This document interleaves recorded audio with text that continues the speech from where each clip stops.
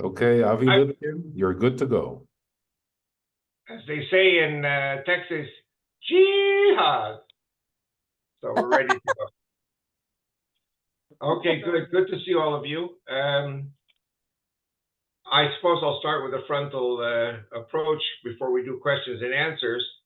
But as I have said in the past, when it's a Jewish audience, I usually don't finish my sentences because I get interrupted and people are asking questions. And Christians are wonderful. Christians are very respectful and let me finish what I'm saying. But if there's somebody there who's a Jew and wants to interrupt me, like my son, for example, you can interrupt me and we'll accept it with love. Other than that, I will start. As I said just a few moments ago, we had reports that the war with Hezbollah was going to begin in the middle of June. And then all of a sudden, our defense minister came back from Washington, and he was very quiet, but the whole talk about war stopped under pressure from Washington, D.C. And then we had a debate between the former President Trump and the present President Biden. And I was thinking to myself, wow, wouldn't it be wonderful if we started the war an hour before the debate? That would completely sink Biden's ship. But I think Biden's ship is sinking anyway. So at this time, this morning, today, the breaking news was that the German magazine Bild, B-I-L-D, came out with a notification that the war was going to happen in 2 weeks, middle of July. So we are, none of us knows exactly anything, unless you're in the top levels of the Israeli military. Nobody knows anything about if and when something is going to break. We have one man on TV all the time, a former General F.E.A. Tom, and he said, forget about Lebanon, we have to go straight for the jugular and attack Iran. Because all of the proxies that want to fight Israel are being funded by Iran. Iran is the head of the snake. If you chop off the head of the Iranian regime, then perhaps Lebanon will be too scared to start a war with Israel, or Israel might not have to go into a war with Lebanon if Israel goes straight for the jugular with Iran. And of course, I don't have to tell you that the Israeli military has a bank of targets in Iran as well, a bank of targets as well in Lebanon. And some people are saying that Israel can finish the aerial war in Lebanon in 3 hours. The problem is that Hezbollah is 10 times more powerful than what we have been facing in Gaza. Gaza, for all intents and purposes, is finished. What we have now is a guerrilla war with individuals attacking Israeli forces.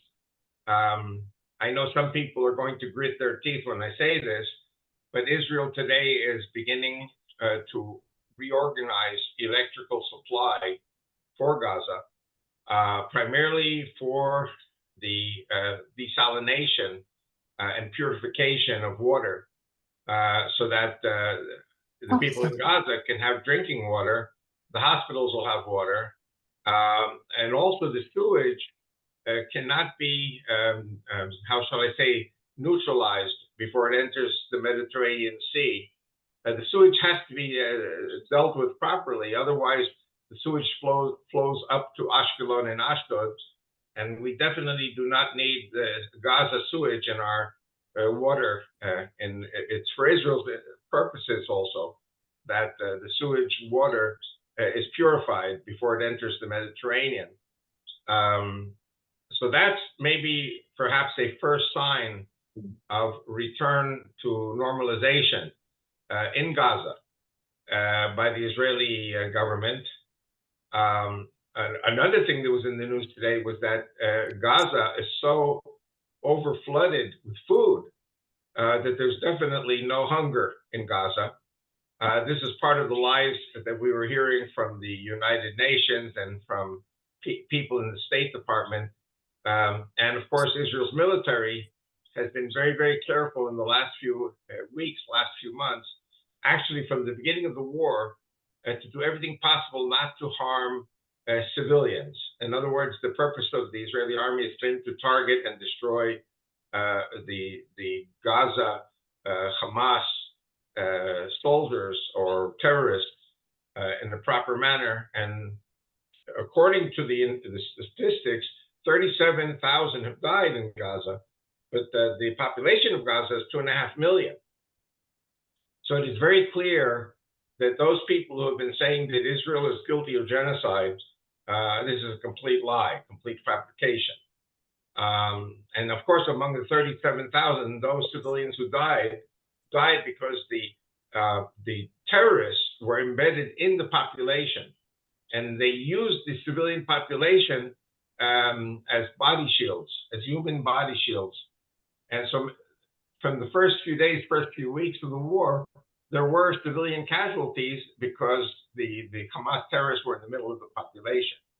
At this time, the Gaza population has been sent to areas that are not part of the fighting. One of the interesting, ironic things is that many of the Gaza terrorists actually have moved in with the people who have fled to the humanitarian areas, and they're hiding there. Probably the Israeli army is going to have to go in and basically filter out all of the terrorists who are presently there amongst the civilian population. So we're watching that very closely. One of the results, of course, of the last 8-9 months is that little by little, the Israeli army is pulling out of Gaza and moving up to the Lebanese border for whatever may happen there. And Israel is getting itself extremely ready for a war in Lebanon. And we are leaving the activities of the Israeli army to a few specific units who will target terrorists as they pop up. But I'm very glad to say, I'm very happy to say, very proud to say that the Israeli military has done a very good job in neutralizing the strategic threat of Gaza to the state of Israel. And even though they are firing here and there a few rockets, the rockets have not caused any injuries, praise God, or any damage. The rockets fall in the middle of open fields. Every so often, there are 1 or 2 rockets that are taken out by our Iron Dome.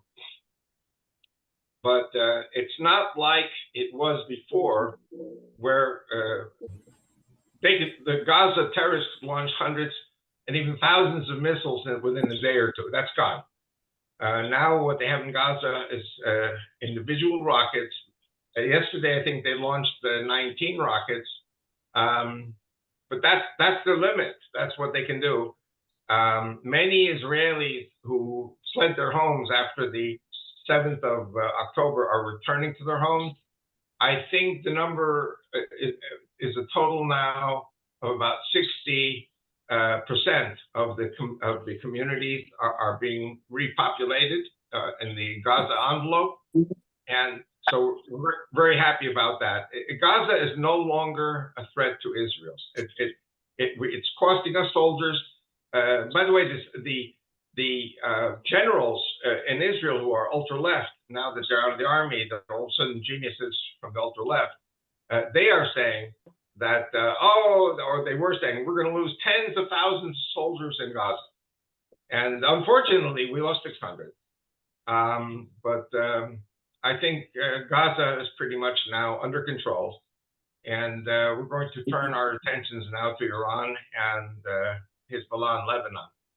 So that's where that is going. And like I said, we're talking about 2 weeks from now is what they said in the German magazine Bild.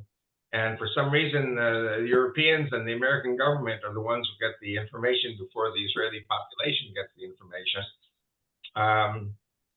We have about 70,000 Israelis in the north of Israel who have been displaced by the war. They've been away from their homes 9 months. We want them, and they want to go home to their homes on the Lebanese border.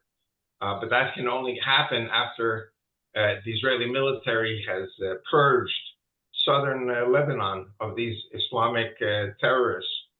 And like I said before, according to some estimates, the Israeli Air Force can neutralize the Hamas in 3 hours.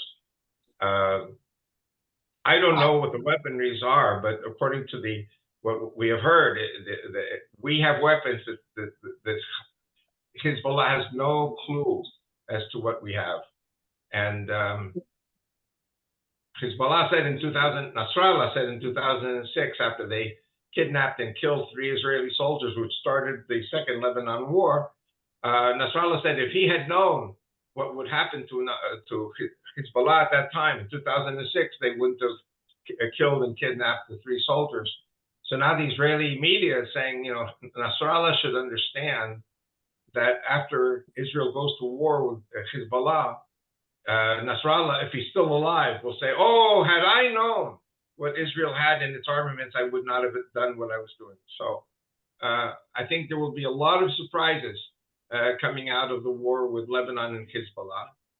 And also, I'm nobody. I mean, I don't know what targets are going to be hit in Iran, but Israel has a bank of targets that's going to basically bring about the end of the Iranian regime. I'm really hoping that the Iranian regime will be so debilitated if a war starts out with them, that the nuclear project will be stopped, and hopefully there will be regime change. And here in Israel, we all know that the Iranian people are basically pro-Israel, and that the Ayatollah regime is basically just an anomaly. They've been in power for too long, basically because of the forgiveness of the U.S. Democrat administrations. So the Iranian regime has to go, the nuclear project has to go, and like I said before, the Israeli General Efi Eitam yesterday on the news said that we should put Lebanon to the side and direct all our attention to hitting Iran first. So I'm not sure exactly where it's all going, but we probably can expect a lot of rockets coming in from Lebanon and from Iran. I know that the U.S. Navy has 2 carrier strike groups in the Eastern Mediterranean. And like last time, if hundreds or thousands of rockets are fired at Israel, the U.S. Navy and the British Navy and maybe some other militaries, Jordan, believe it or not, Jordan is our ally here. Jordan understands that they are very threatened by Iran, by the Shiites. And so I have a feeling if there is a war, we will have the support, the defense support from the United States. As for offensive, General Brown said that the United States cannot help Israel with the offensive war against Hezbollah. But if anyone starts launching missiles from Lebanon or from Iran, I believe the U.S. military will intervene on behalf of Israel. And this is a war of the West against Iran and the Shiites. And I think Israel is basically the one that's taking the initiative. Will we lose thousands and tens of thousands of our people? It's a possibility. In the last major war with the, I don't know if it's Hezbollah or Saddam Hussein, Tel Aviv emptied out. Almost the whole population of Tel Aviv was scattered all over Israel, and there were virtually no casualties from the rocket launches from Saddam Hussein and others. So now we're facing Shiite proxies of Iran, who are from Iraq, from Syria, the Houthis. There are soldiers of these Shiite groups. The Houthis from Yemen, they're flying into Lebanon to fight us on the ground. The Syrians, the Iraqis, others. This is not going to be an easy war for us, but it is a war for existence. And our greatest ally, in addition to God, of course, our greatest allies, the wall. We are up against the wall, and we have no choice but to fight and to win. So this is the situation until now. And like I said before, nobody knows when the war will be, and have no doubt that both the Hezbollah and the Iranians, as well as Israel, are hoping for a first front, which will be a complete surprise to the other side. And so it's like when you have somebody who's on his deathbed, and when they finally die, it was a surprise. But it's kind of like we are all knowing that things are coming down to the line, and we're waiting to see. Meanwhile, we're here. You know, I have to tell you, yesterday or 2 nights ago, I woke up at midnight, and I could hear all the planes over my house. And I thought, oh, the war started, because this is like 2 hours of heavy jet aircraft over my house. And then finally I went back to sleep again. In the morning, they announced that Israel Air Force attacked Hezbollah targets in the south of Lebanon.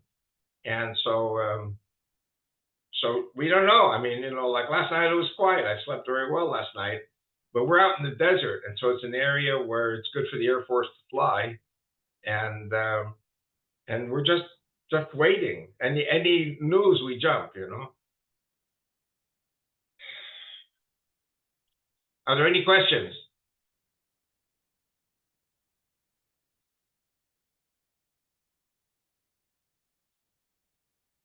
I know Susan always has questions. Donna has questions. Neil has questions. You know, you're my favorite. Marla had her hand up before, but I don't know, maybe she's not there. Who? Marla. 1 second. Marla, are you there? I'm here. One of the questions I have is was the war delayed because of the lack of shipments of arms from America? Well, the Israeli military says that that's not a reason for a delay in the war. I would say that it was one of the reasons. We are still not sure about the biggest bombs, if they have been sent or not. It has been promised that they have been sent. So again, like I said, there's a fog here, a fog of the war. That, you know, there are many things we don't know, and if any of you or I or anyone was sitting next to Netanyahu, we would probably see things in a very different way than we see them now. So we are now in the fog of the war, and we're just waiting. But until now, you know, our stores are fully stocked, and nobody's going hungry. I mean, Israel's doing very well as far as civilians. Some people are buying solar generators. You know, when you open up the wingspan of the solar panels, you have electricity after 4 hours. You have electricity for 4 hours when you buy the $2,000-3,000 one. So, you know, Aaron and we are all thinking about it. Do we need it? You know, or will the war go by so quickly that we won't need, you know, solar generators? But I think probably it's a good idea to have it. But you know, we all keep our cars full of gas. We have always food in our house ready in case the refrigerators go out and it's not going to be possible to restock. So I'm talking about dry foods, which don't spoil. I've stocked up with plenty of filtered water. You know, I mean, every family has been told over and over again for the last few months that we have to stock up on food and water, and even batteries for transistor radios. I don't know if any of you even remember what a transistor radio is from 40, 50 years ago. But everything has to be on batteries now in case the electricity goes out. So we're okay. I like I said before, if I were alongside Netanyahu or any of the generals, any of the top people, and I knew the things that they knew, I'd be able to say more clearly what's going on. But praise God, there are people at the highest levels who know what they're doing, and we have to rely on them. Questions?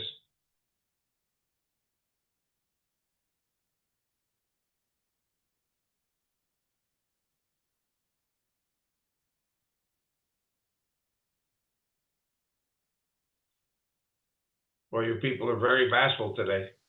I have a question, Avi. What about the Houthis? What role are they playing? Well, the Houthis, like I said before, have been sending volunteers to Beirut by air, and they're supposed to be supposedly joining up with Hezbollah fighters on the ground. But until now, the Houthis have been primarily trying to disrupt the maritime shipping in the Red Sea, but also in the Arabian Sea, Persian Gulf, even the Mediterranean. Yeah, that's what I was wondering about, of down more in their area, you know, what they're trying to accomplish down there. Well, they're proxies for Iran. And what Iran wants, very simply, is to disrupt the international maritime trade.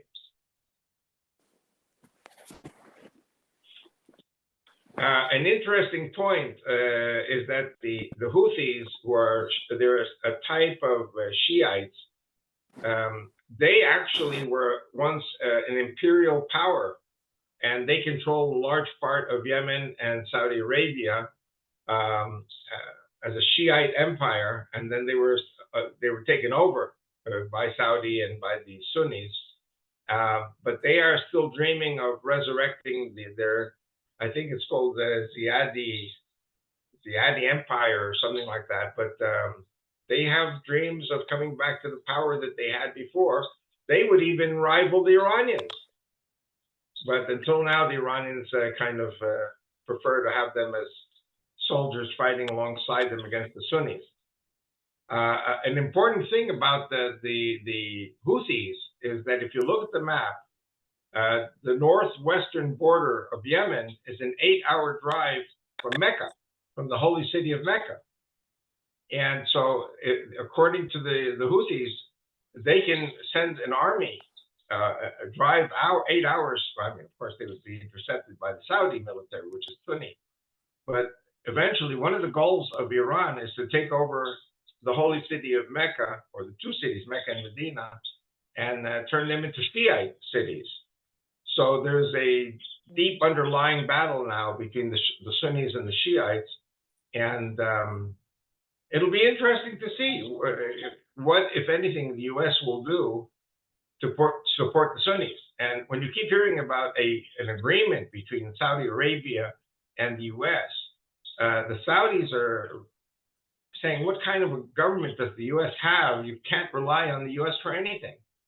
And I mean, if they abandon Israel, I mean, we don't really, it's very hard to say, has Biden or has the U.S. government abandoned Israel or not? I mean, they're playing a very strange game to try to find favor with the Shiites in Iran, and it's backfiring. Backfires every time. And the American State Department doesn't really understand what they're doing. But the Houthis have their own agenda. I would say 90% of the time their agenda goes together with that of Iran. But the Shiites are a danger to the Saudis, they're a danger to the Jordanians, they're a danger to different groups which are not Shiite.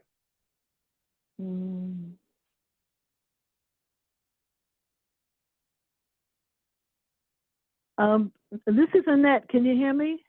Yes. Okay, I'm always concerned about the hostages. I'm sure they're still trying to retrieve them, you know, to get them out of there. Right. Secretly. Well, listen, if the Israelis could get a few out, Israel freed 7 hostages. But we know that the other hostages are in the tunnels. And I would not be surprised if those tunnels are rigged with dynamite. And the orders are, the moment the Israeli army approaches, to blow up all those hostages. So Israel, under no circumstances, wants to have the hostages killed. Also, the Sinwar, the leader of the arch terrorist, he's totally surrounded by hostages. And so if they get blown up, he might get blown up, or he may be in a safe area where he would not get blown up. But these hostages are the insurance policy of Yahya Sinwar. And he has no compunctions about destroying all of them. And the Israeli government is constantly capturing soldiers of the Hamas who give more and more information.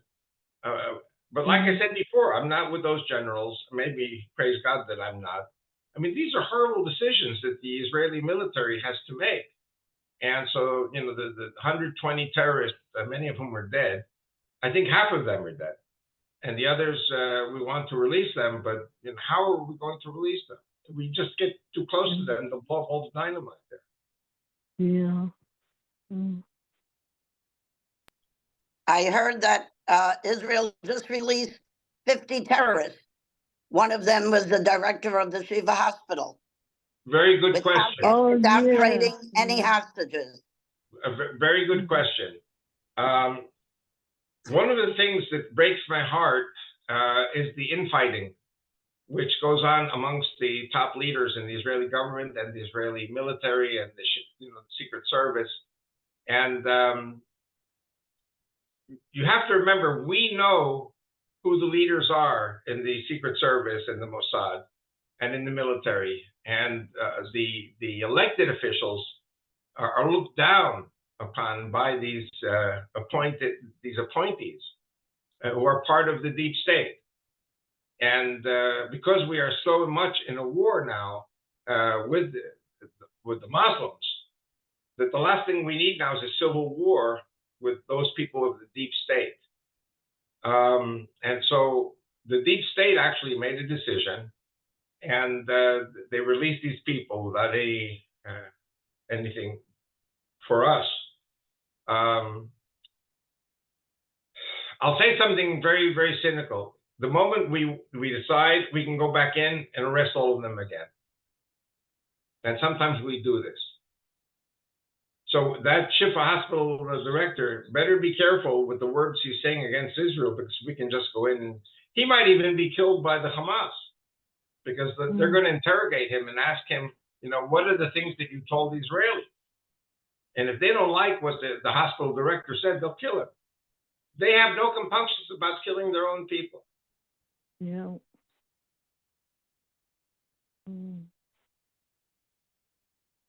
One of the points, which is very important, is that there is a debate here where the deep state people are saying, well, we have no room in our detention centers, you know, so we have to let some of them go every time.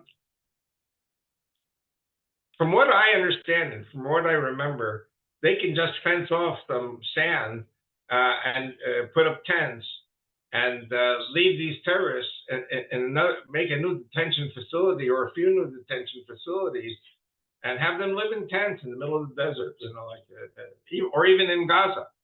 There are areas which are open and can be used as detention centers in Gaza. And so, again, I don't know what the Israeli leadership is doing, political leadership, about making new detention centers. We probably need more detention centers so that there will be no excuse to release any of these people.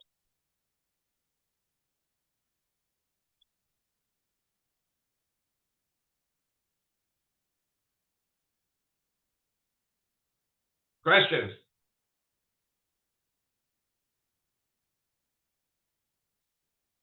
I do better when you ask questions, because you make me dig up things which are in the back of my mind, which afterwards I kick myself and say, oh, why didn't I talk about that?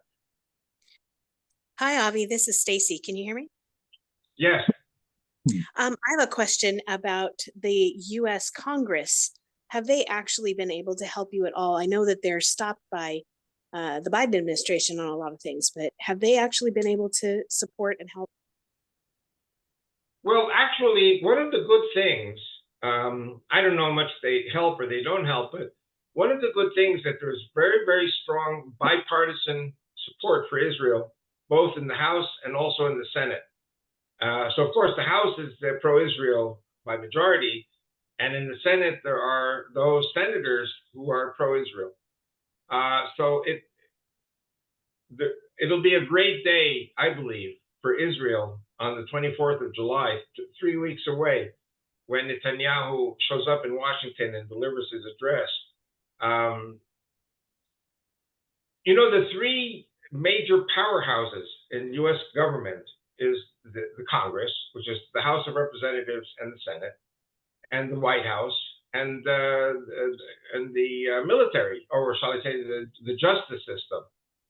And here we have an example of what the Supreme Court justices said about the immunity of former President Trump. And so there are a lot of powers at play in Washington. And the question is, are the Democrats capable of stopping all that? And I think the answer is no. And I think it's going to weaken the Democrats very, very much when it comes down to the elections in November. So, you know, we're also watching the elections in November. Here we have July 24th, where Netanyahu is supposed to be speaking. And on the other hand, we have the prediction of war in the middle of July, which is 2 weeks from now.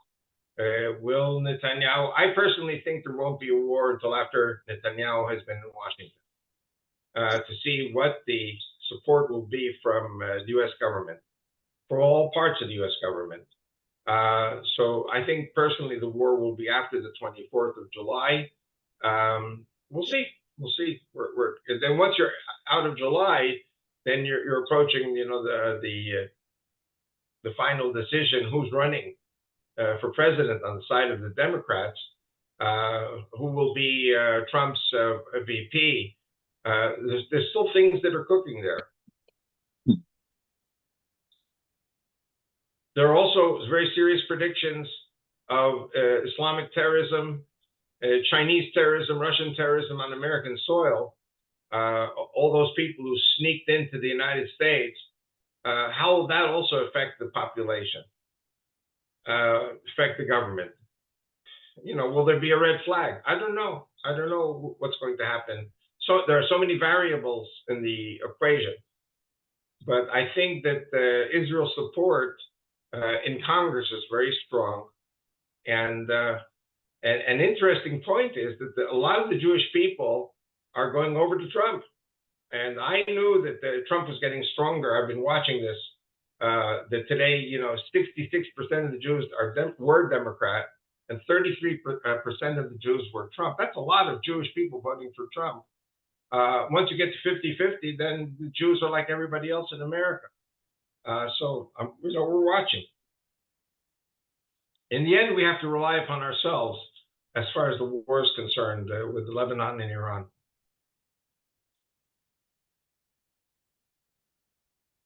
Good questions. All of you are asking good questions.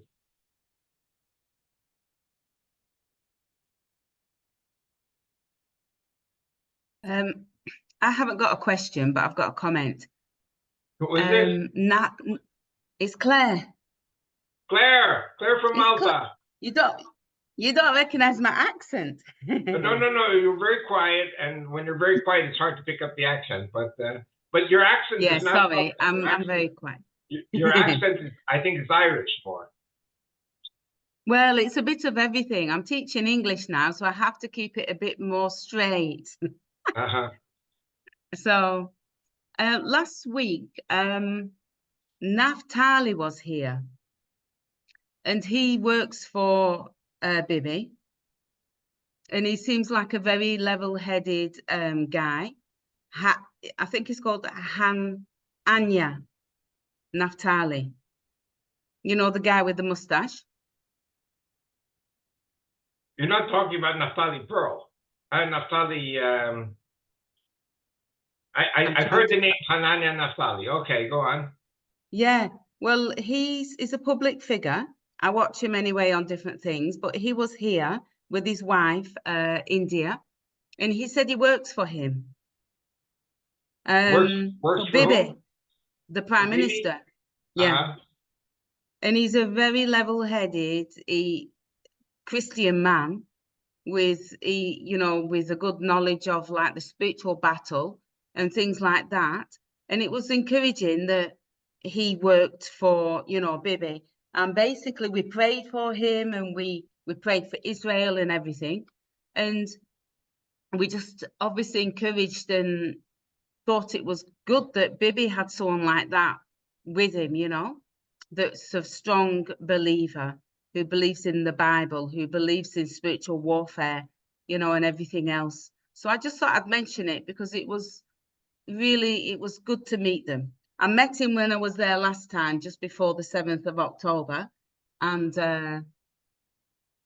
yeah, and he went around Malta. He spoke to many people and told them about Israel and different things. And it was a blessing to meet him anyway. So next it's you. Coming to Malta. Ask and it will be granted. Seek and ye shall find. Knock and the door will open. Yeah. So we'll see. But I just wanted to mention that because it was encouraging for us and for my home group and for a few of us to have an Israeli person who really, I mean, if you see him on his Instagram, he really speaks out. He travels, and he just travels and, you know, advocates for Israel, and it's good. Well, all I can say is that Netanyahu is the right man in the right place at the right time. I personally think, I mean, he has faults. Everybody has faults. Even I have faults. My wife reminds me all the time how many faults I have. But I think that what all of us should understand, and all of Bibi's advisors understand, if you've ever read the book by Professor Samuel Huntington of Harvard University in the United States, he wrote a book called The Clash of Civilizations and the Remaking of World Order. And what he was saying was that the Christian West is in a war against all of the other civilizations, and that the Christian West is outnumbered terribly. And so when you talk about the Christian West, you're talking about Islam being the primary enemy, but also the Chinese, even India, even Russia. Russia is not Western civilization and democracy. And there is something called BRICS. You've heard of that, about the economies Yes. of these different nations which are trying to outrival the U.S. And the war that Israel is facing with Iran is basically the culmination of all of these countries coming against the United States. Now, the United States, the Democratic Party is looking for ways to bribe the enemy, buy them out, keep them quiet without a war. And but the ones who are going to have to pay are the Israelis, because the Israelis, do not have the money to bribe people off, and we are hated for religious reasons by the Muslims. But don't forget that Iran is an ally of Russia and China and North Korea, and so these people are very, very much against the U.S. and they're against Israel. The question is, does the American leadership understand it? And it seems like under the Trump administration they understood it. Under the Democrat administration, under Obama and Biden, who brought down the Shah of Iran? It was Jimmy Carter. You had an ally in Iran, the Shah of Iran. He was the cornerstone of Western civilization and democracy, and he was the best friend, the best Muslim friend that the West had.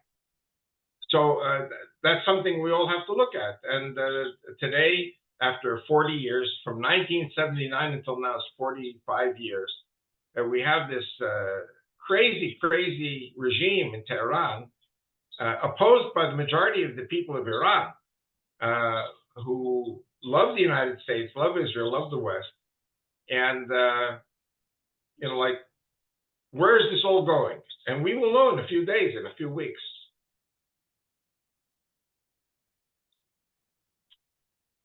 Personally, my dream is that there should be an overthrow of the Ayatollah regime, and that the people of Iran should be able to restore their lives. Our history with the Persian people goes back 3,500 years to Queen Esther. And we have a very good, we always had a good relationship with Iran. And from 1979, because of the stupidity of the Democrats, Zbigniew Brzezinski and Jimmy Carter, we stabbed the Shah of Iran in the back. I think also the withdrawal from Afghanistan was a terrible mistake. The withdrawal from Iraq was a terrible mistake. All of these are nails in the coffin of the Western civilization. Avi, this is Stacy I got- again.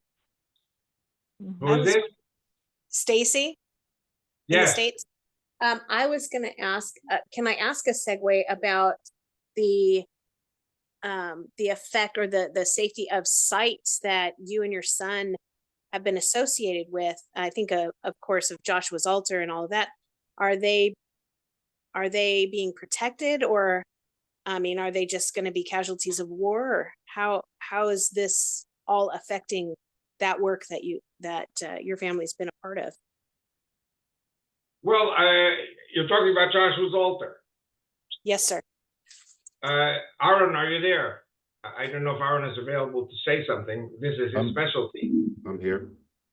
Okay, can you say how is all of the situation here with the terrorists, and how is all this affecting Joshua's altar?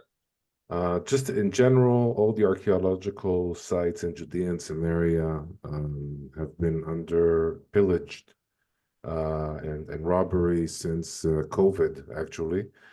So the past 4 or 5 years haven't been good for historic and archaeological sites. The Israeli army, who's responsible for these historic sites, is not prioritizing archaeology over security and fighting terrorists. In other words, the army allocates its power to doing its formal job, and what happens is that all of the archaeological sites are being neglected. I don't want to say I'm pessimistic, but I was supposed to be there last week with a very important guest from the United States in preparation for a visit there with Jonathan Kahn and some other pastors. And unfortunately, the army did not allow us to go up there because of the situation. So not only is the army not prioritizing these sites, visitors cannot visit them either. And so what happens is that these sites are deserted and are unfortunately there to be vandalized, and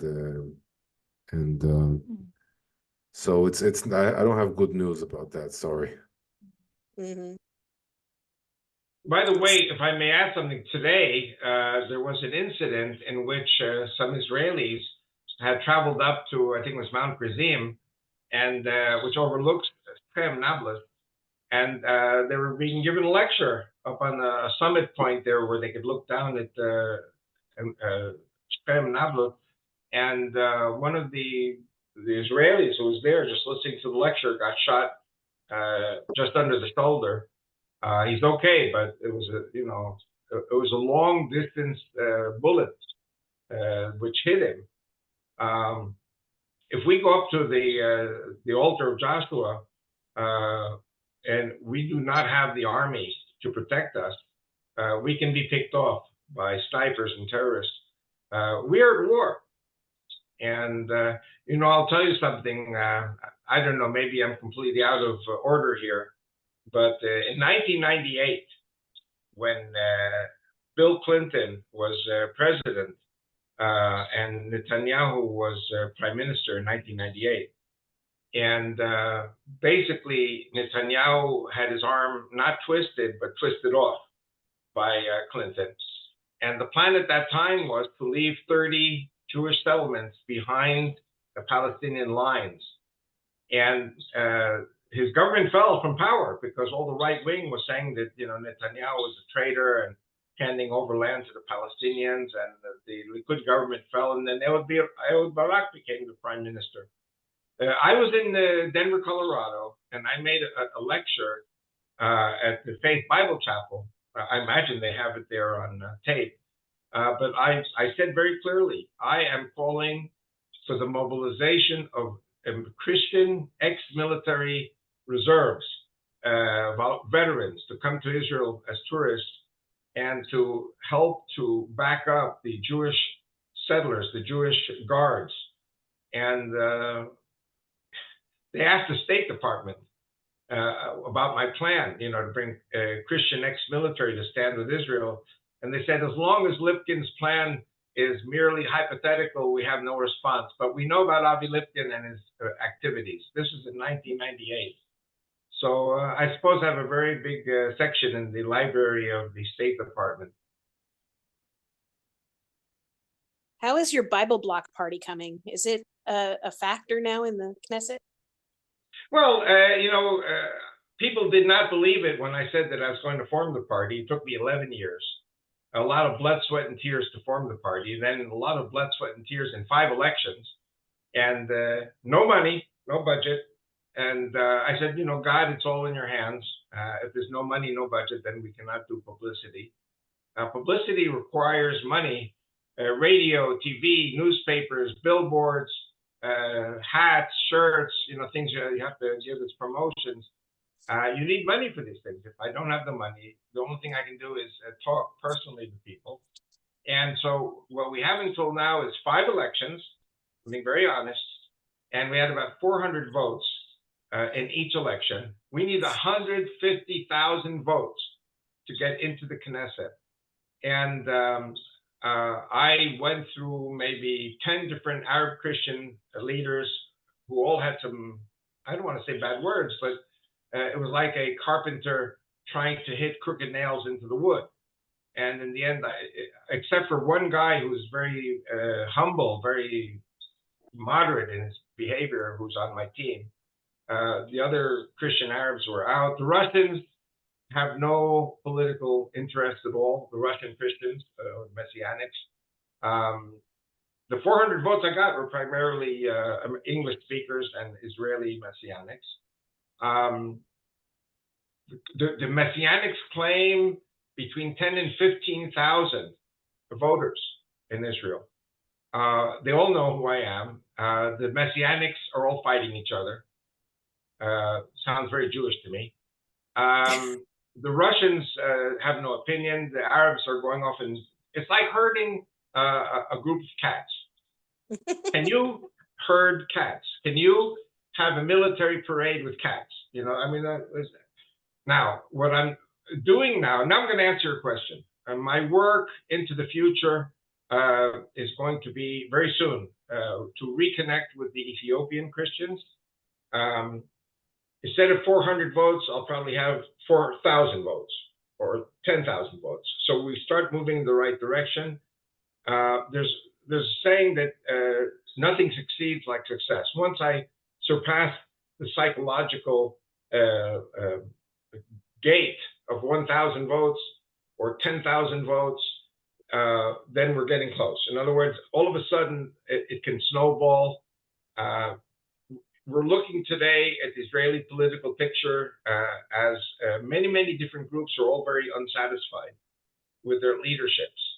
And I think the time is coming very soon where many, many Jews and Christian spouses are going to move to Israel.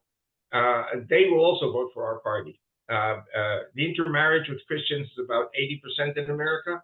So if we have 1 million Jews coming and they're married to 800,000 Christians, this can get us into the Knesset. And these numbers are attainable in the very near future. So meanwhile, I'm 75, 76.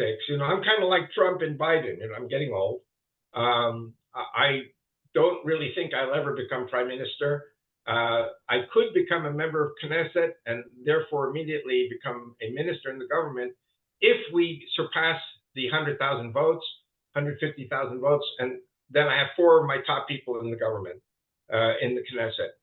So at this stage, I think we're the Cinderella of the Israeli political system.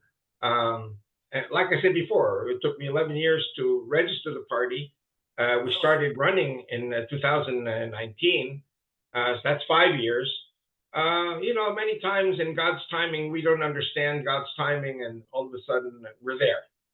And I think we're going to be seeing millions of immigrants coming to Israel soon, most of them English speakers.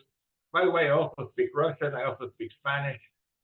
So it all depends on if I'm alive. I don't know how long I could live. I had a heart attack. I have a stent. I have a pacemaker. I'm going through tests all the time. Once you reach a certain age, you're always going through tests. And I have still basically the people who joined me 5 years ago, they're with me still. So, you know, everything is in God's timing, but I think we have a good chance. And the first thing we have to do is surpass the 400 votes and reach 1,000. Once we reach 1,000, then we can say, oh, okay, now we're going to try to reach 10,000. That will make us already a party getting close to the Knesset.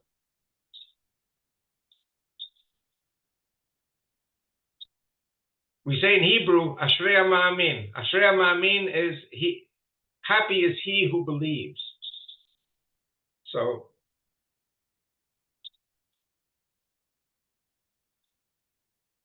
did I answer your question, dear?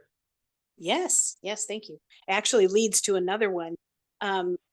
Benjamin Netanyahu had suggested that when they take land, they're going to keep it. And so I'm wondering, is Israel going to annex Gaza again and cause those people to become Israeli citizens? Well, very good question. And I think I've spoken about this many times on this Zoom group meeting. And I have said that, you know, we took Gaza in 49 in our independence war, and we gave it to the Egyptians under pressure from the United States. In 1956, we were in the Sinai campaign with the British and the French. Eisenhower made us give it back.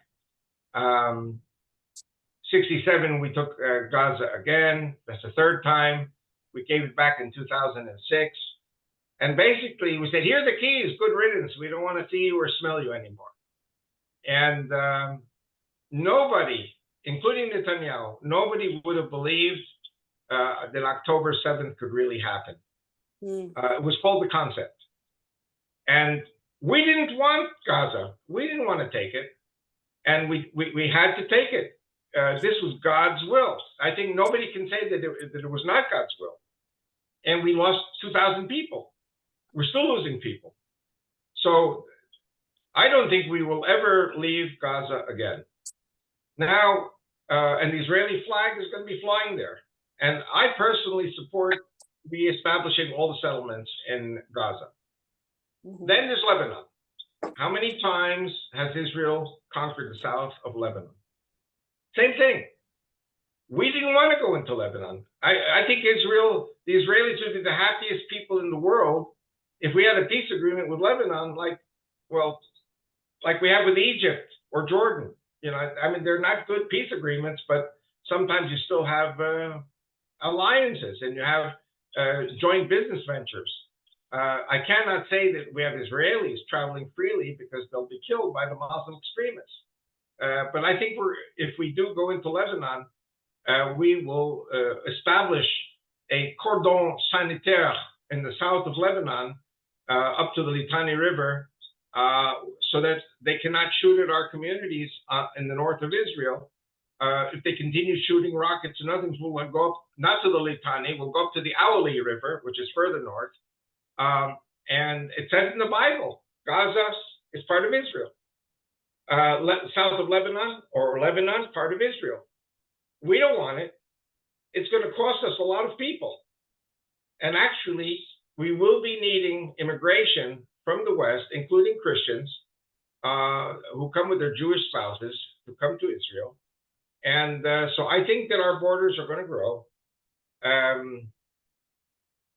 You know, there are people in Israel, Jewish people, including myself, who believe, I mean, we wouldn't be pushing for it, but we believe that our borders will go from the Nile River to the Euphrates. And it talks about this in the Bible also. Do we want it? No, we don't want it. You know, my worst enemy is the Jewish mother. The Jewish mother wants her kids close to home for Shabbat dinner. No Jewish mother in her right mind wants their kids scattered all over the Middle East.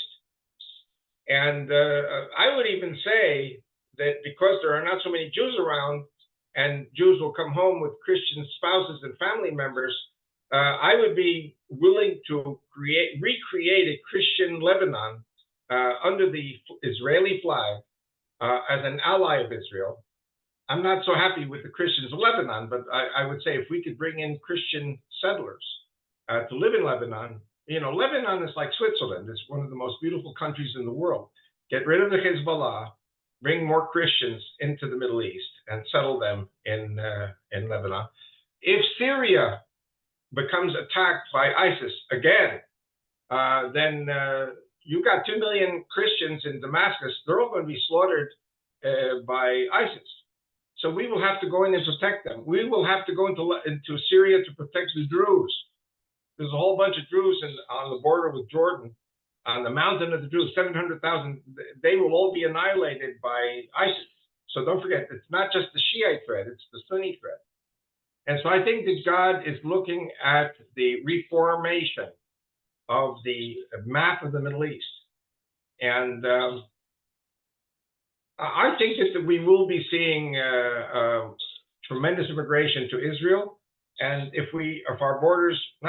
when our borders expand, we have to devise a plan where Jews and Christians can move into new areas. And if you're American, you've probably heard of the term manifest destiny. I am a believer in manifest destiny. As long as the devil keeps attacking Israel, God is on our side. And with God's help, we will defeat the devil and our borders will expand. Did I answer your question? Yes, amen. Well, and there's prophecy that the border would go from Zarephath over to Gilead and Golan and all of that. Yeah, like you said, eventually the Euphrates to the Nile.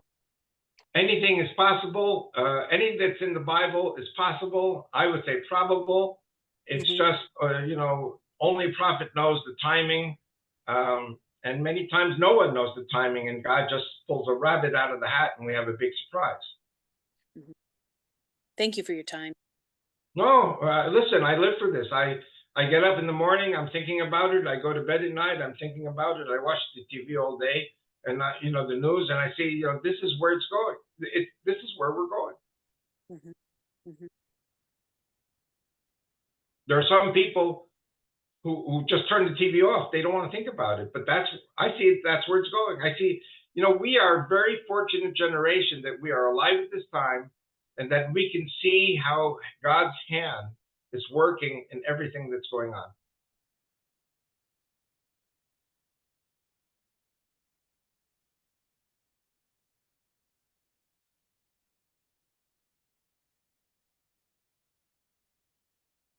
This is Any more questions? Can you hear? Yeah, this is Annette. Yes, I don't know if you can answer. I don't know if you can answer this, but I knew people who were in Iran before the Ayatollahs took over. Do you know why the Democrats or Carter took down the Shah of Iran? Do you know the reason why they did that? I think that the Democrat Party over the last, how many years is it? 40, 50 years. They are anti-God. They're anti-Bible. And former President Jimmy Carter said about the Shah, not the Shah. He said the Shah is a dictator, and Ayatollah Khomeini believes in democracy.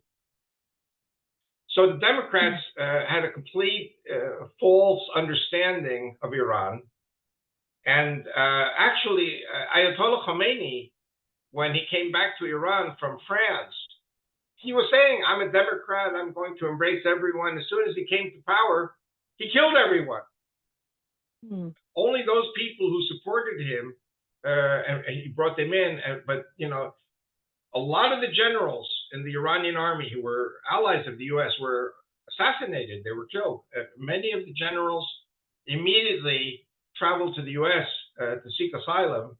Many rich Iranians took their money with them. They understood who the Ayatollah Khomeini was.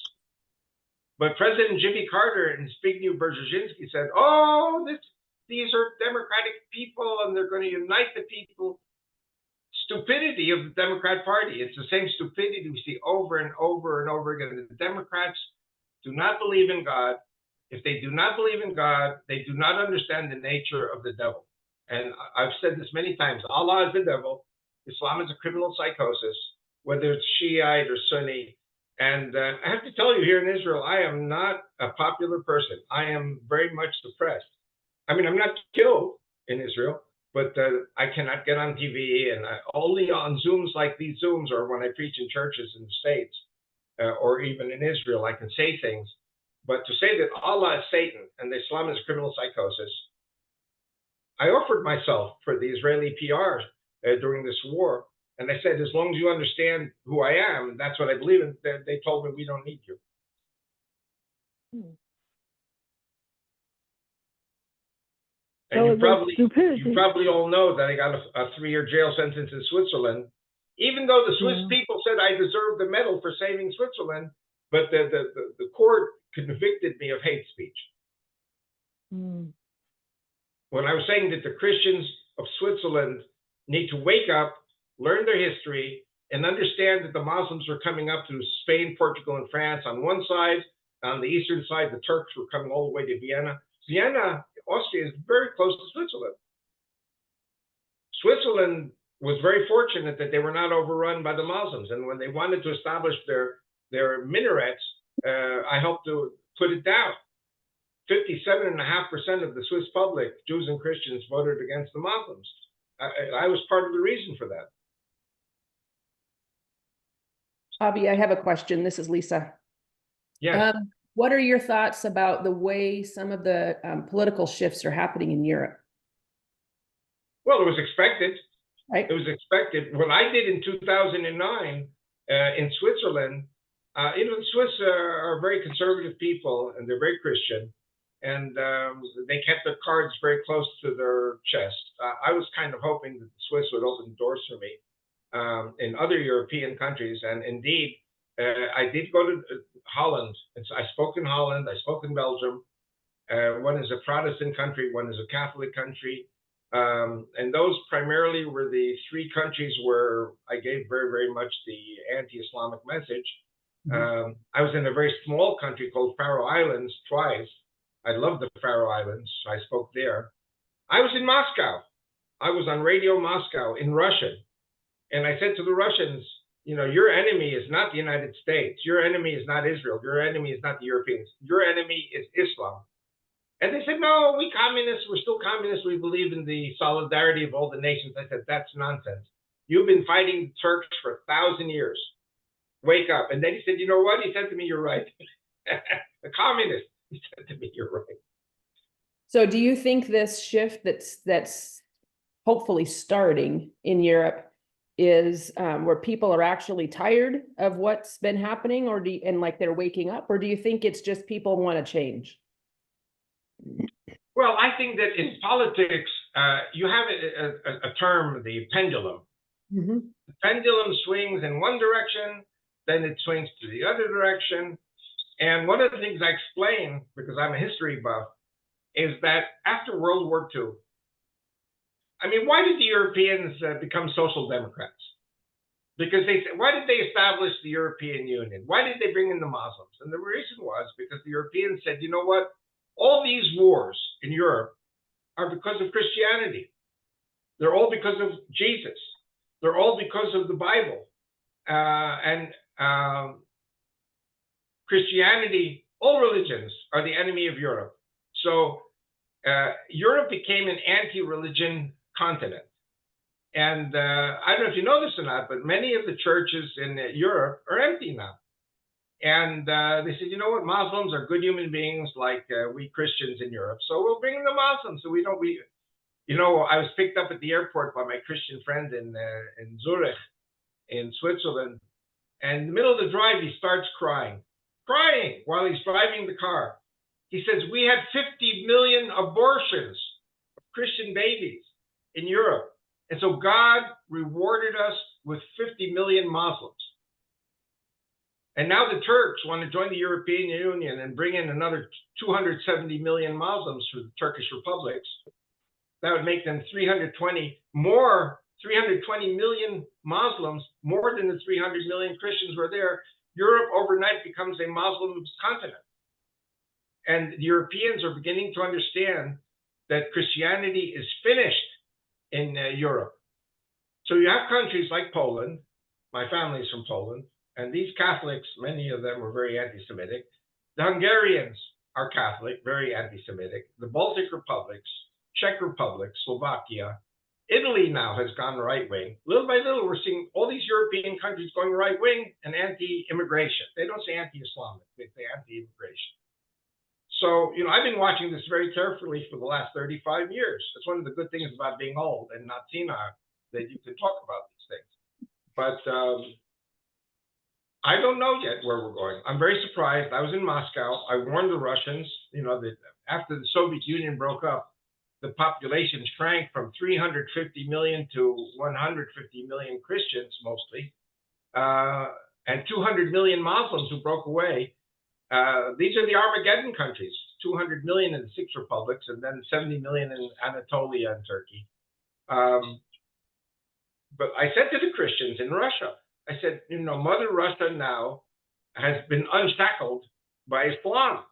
But now what Putin is doing, Putin is desperate, so he's trying to reach out to Muslims to support him. But the Muslims hate Putin. They think he's a clown. And I would not be surprised if the Chechen wars were resumed and Islamic wars in other parts of Russia where you have Muslim concentrations, Tatarstan. These countries can eventually rise up against Moscow. And the Russians are losing all the flower of their youth. Putin has killed 400 million of his own people in the war with Ukraine. I'm not even talking about the poor Ukrainian people who were invaded for no reason. The Ukrainians lost close to 300,000. Russians lost 400,000. Russia is a dying country. Their young people are not reproducing and they're losing their population. So I'm sad. I'm sad for Russia. I'm sad for Christianity that they have a stupid leader. My next question is, I have been hearing from local Christian leaders that pastors are starting to drop their pro-Israel positions because they're afraid. Are you seeing that from where you sit? Well, I have to be honest with you. I'm sitting in Israel. I know, that's why I'm asking. From what I remember, listen, when I was in the States up to a year and a half ago, I came to a certain conclusion that the big churches would never, ever invite me because you have a big church and a mega church, and 10% quit the day after. Why did he bring a Jew to speak? Why did the pastor bring a Jew to speak? Then 10% would quit because I was anti-Islamic.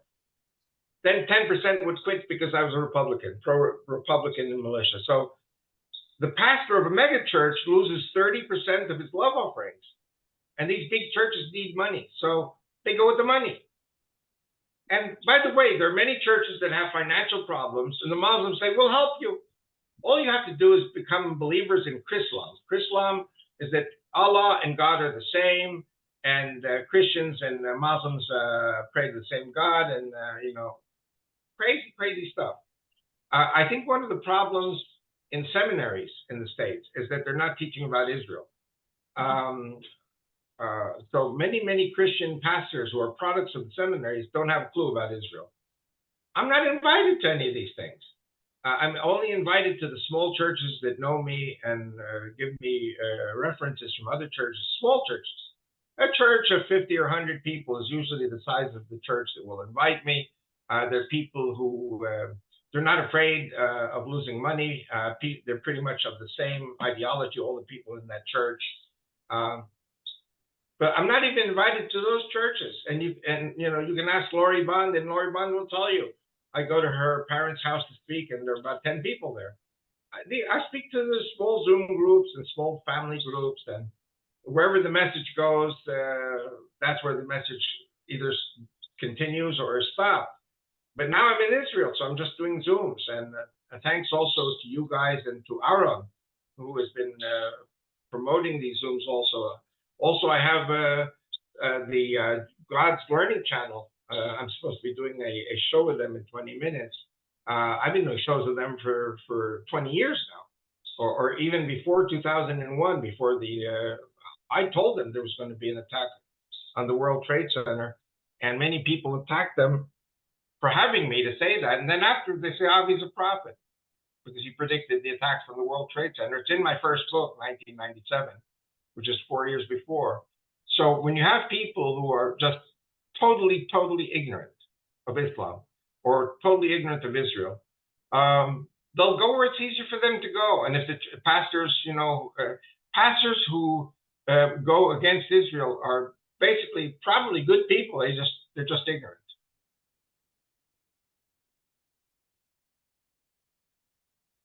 Well, you can tell that there's a difference between faith and religion, and the remnant is always the smaller faction. Correct.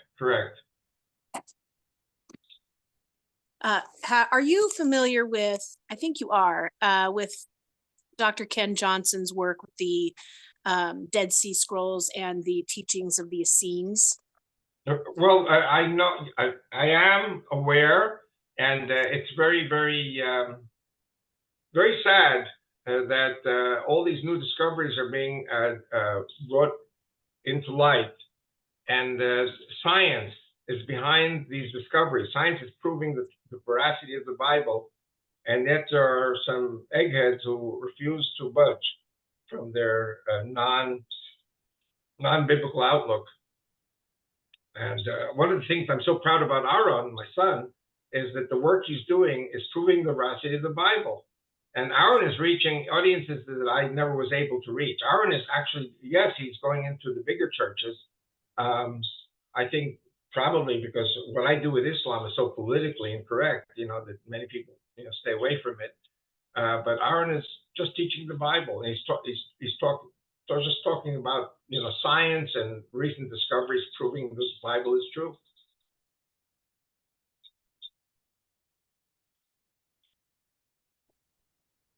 Well, I was just wondering how within like the Orthodox and the groups of Jews who are wanting to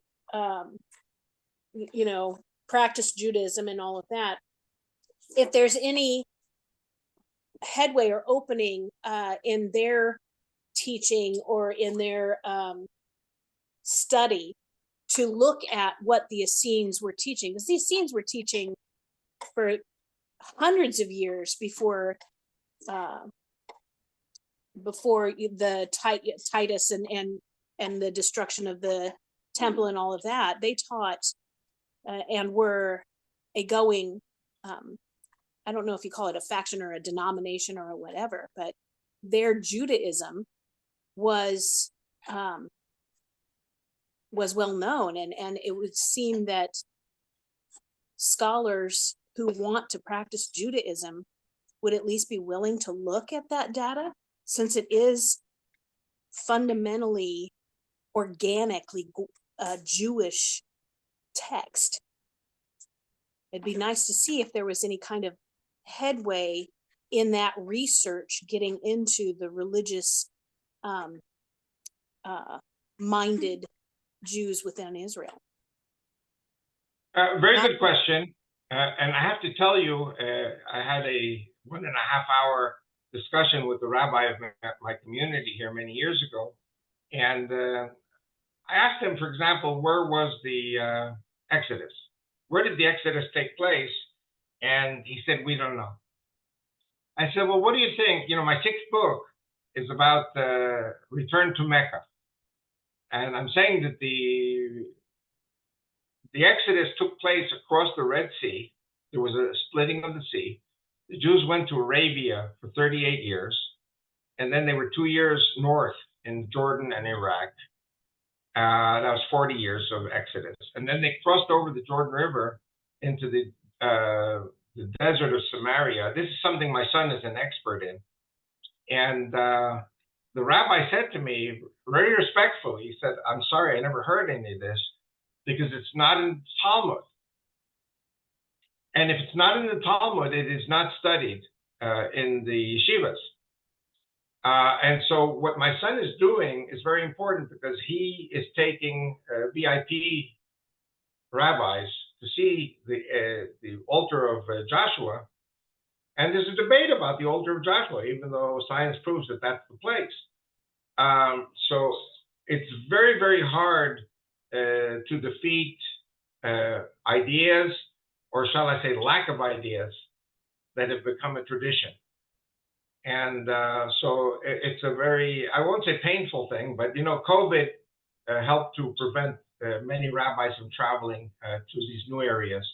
Then this war now, and Aaron said just a few minutes ago that the Joshua's altar and other holy sites are abandoned because the army is too busy. And so one of the things I've been saying is that there should be Christian volunteers coming to help back us up on the ground. But you're right, and many rabbis are not really into archaeology or science.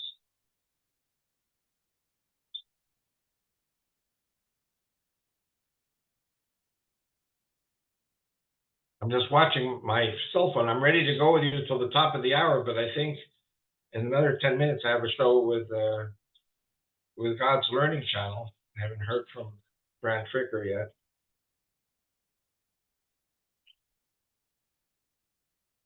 Anyway, so I think this is a good show. I think we covered a lot of ground. Thank you so much, Brother Avi. Yeah, tell Pastor Debbie that it's taped now. She can listen later if she wants. Fantastic. She'll appreciate that. Yeah.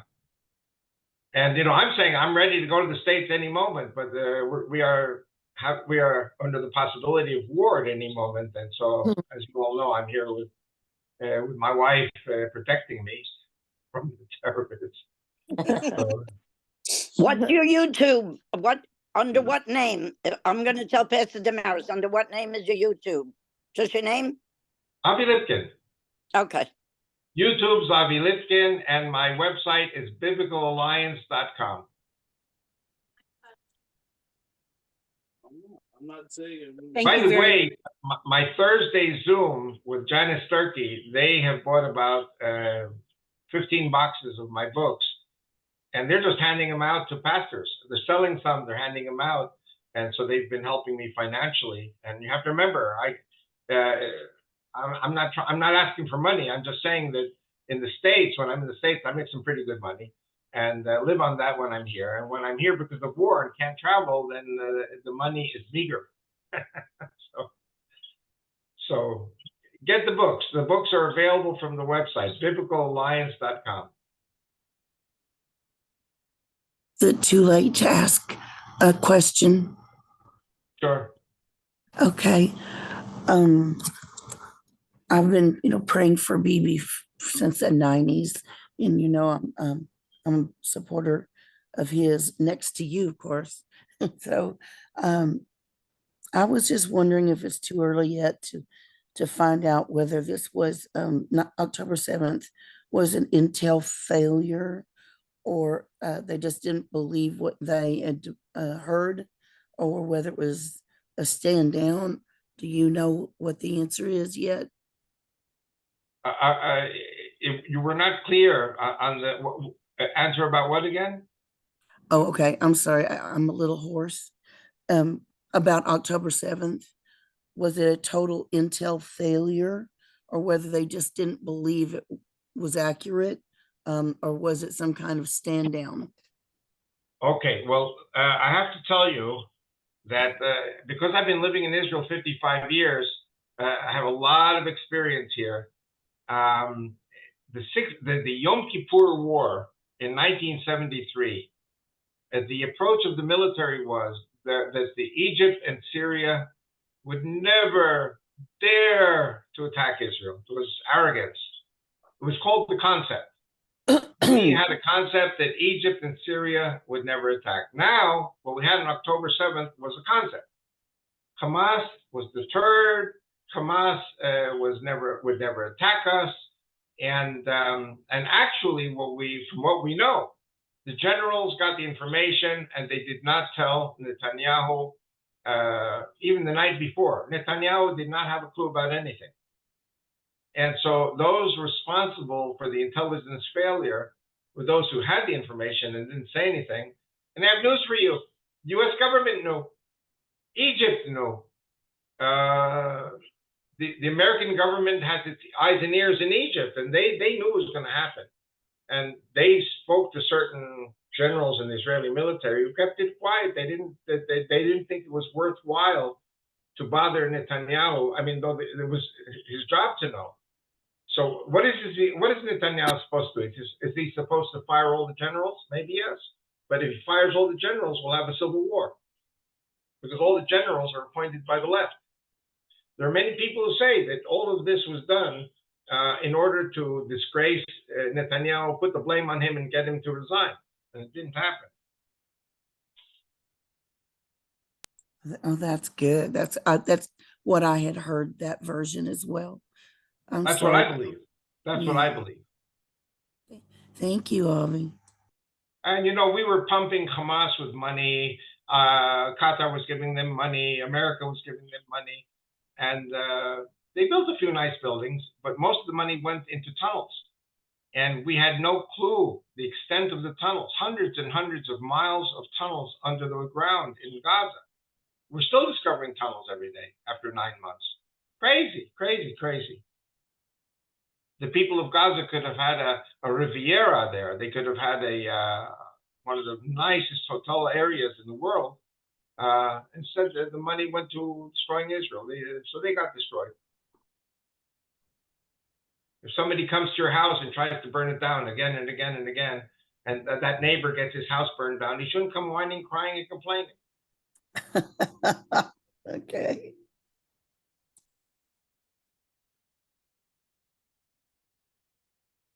Tell me, is that Carol talking now on the, I see the only one who's not muted. Is that Carol there online? Oh, this is Val. Okay. My Val. Yes. How are you feeling? Good? Yes, I am today. Good. Thank you. Good. What time is it? It's 8 minutes to the top of the hour. I do not see a link yet for Brad Fricker, but the TV show that I do with God's Learning Channel is not open to the public. And then the Thursday Zoom with Janice Fricker in Hempstead, Texas, that's also not open. So every Tuesday, this is a show open to everyone.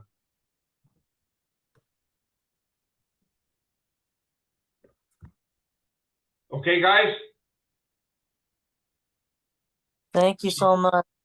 Continue praying for us, and I think our answers for you guys our prayers were answered after the debate, the big debate a few days ago. Now we have to just pray for good health and long life for President Trump, that he will be able to return to his duties. Yeah. Yeah. So anyway, so shalom to everyone. You pray for us here in Israel, and we'll pray for you in America. And I always say America and Israel are tied at the hip. So God willing, we'll have the right leaders in both countries. Thank you. Thank you. Shalom. Bless you, Avi. Shalom, Thank you. Avi. See everyone you next all. week. God bless Thank you. you. Bye-bye. God Thank bless. you, Thank Avi. you. Bye-bye. Bye.